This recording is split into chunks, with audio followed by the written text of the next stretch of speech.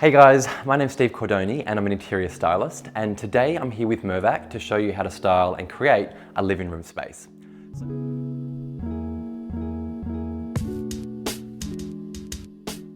So for me, whenever you're styling a living room space, the first key point of contact is to really work out the flow and the layout of the space.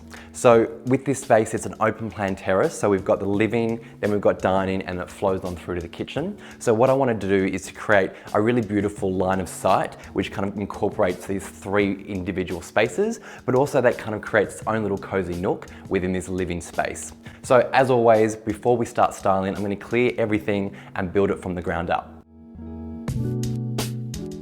Once you have the flow and the layout of the living space right, what you want to do is look at the color palette and the materiality. So in this terrace, what we've got is some really beautiful architectural details and a really lovely neutral palette. So we've got some blonde timber, we've got a neutral soft gray floor, and then crisp white walls. So that really allows you to create any kind of color palette or look that you want. I also want to inject a sense of life and a little bit of color into this space. So the best way that I like to do that when creating a monochromatic palette is to introduce a beautiful textural graphic rug. So when you're choosing a rug, the standard sizes are 2.5 by 3.5, 2 by 3 or 3 by 4. But for me, this is a vintage rug, so they come in sort of irregular sizes, which is great for this space because it's a bit longer. So it's just over 3 meters and just under 2. My number one key styling tip for when placing a rug, to make sure that the sofa is connected to the rug. So for me, it just kind of pulls the whole space together and makes everything feel quite warm and inviting. So you only really need to have the front 2 legs on, but I usually aim for about 10 to 15 centimeters to have the sofa placed on top of the rug.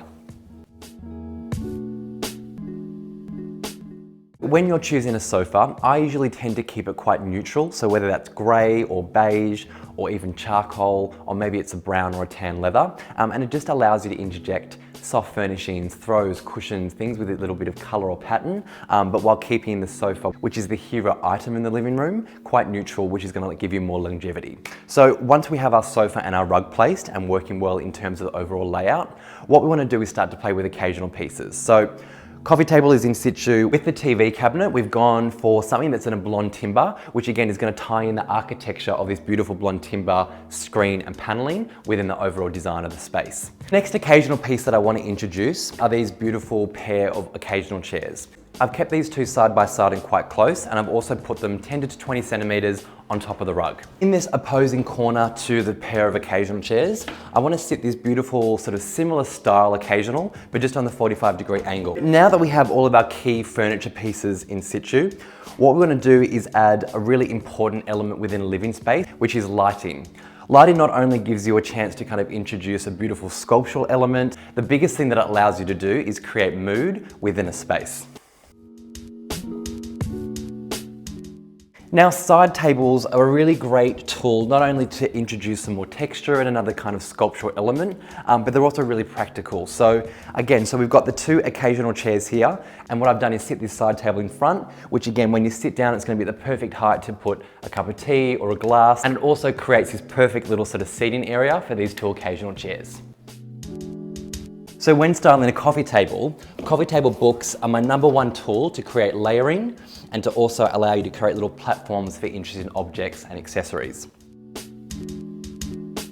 Whenever you're styling any kind of surface with objects or styling accessories, for me, it's all about layering and creating little vignettes or groupings of pieces. So the rule of 3 is always a really good one. So I've got this beautiful succulent, which again introduces some life. And then I've got this beautiful brass bowl, which again is just another interesting material and accent piece to introduce to the space, and works really nicely sitting next to the greenery with a beautiful scented candle, which is all about creating that overall mood. For me, these little objects and accessories, they should be sort of interesting pieces maybe you found in your travels or things that have been handed down to you. And that's what really introduces a sense of personality and sense of life into your space. So now styling up this cabinet, basically I want to create something that's in keeping with the overall theme, but introduces some interesting textures. This will also be the perfect space for a TV, but because we want to create this sort of styled look, what I'm going to do is use it more as a display cabinet and style it up in the same sort of theme. So the last styling element that I'm going to introduce into the space is soft furnishings. Soft furnishings are the most interchangeable element within your interior, whether it's a throw or a cushion, and they allow you to change up the space with colour and pattern from season to season.